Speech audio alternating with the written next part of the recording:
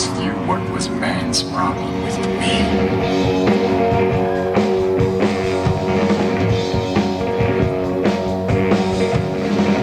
I was never faithful, I was never one. Wine Marco says, drink cool blue raspberry Gatorade after a show and you'll be ultimately refreshed.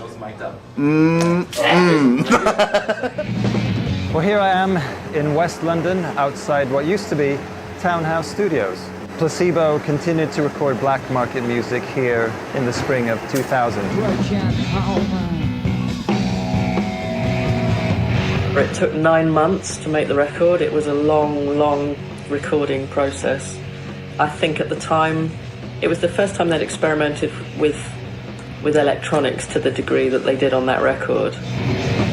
I was never faithful. Looking back, it was a fun, crazy, slightly nerve-wracking period when the boys were very much into their darker side, but also loved a big night out. And I think the sort of dark side of it comes across in this record. It's undoubtedly the darkest record Placebo have made. Placebo used the studio a lot throughout his career. We mixed the first album here and did recording on the fourth and the fifth album. And Brian even stayed upstairs for a while in a flat.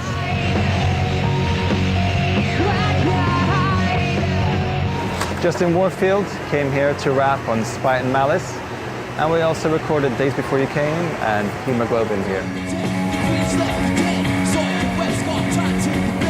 I believe Brian called me and said, hey, we have a song that sounds like it needs a rap, what do you think? He did tell me, I have a thing that's like that sort of the Abby Hoffman, like Weather Underground era, dope guns fucking in the street. But there was a melody that I felt like really should be sung. And I sang that to Brian and he looked at me like, nobody tells me what to sing.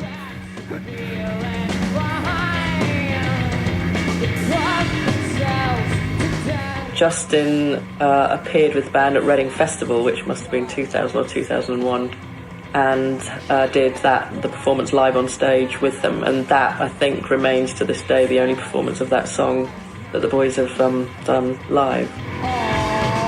To step on stage was so incredible. I mean, I cringe now looking at like my like super dodgy like pink faux hawk.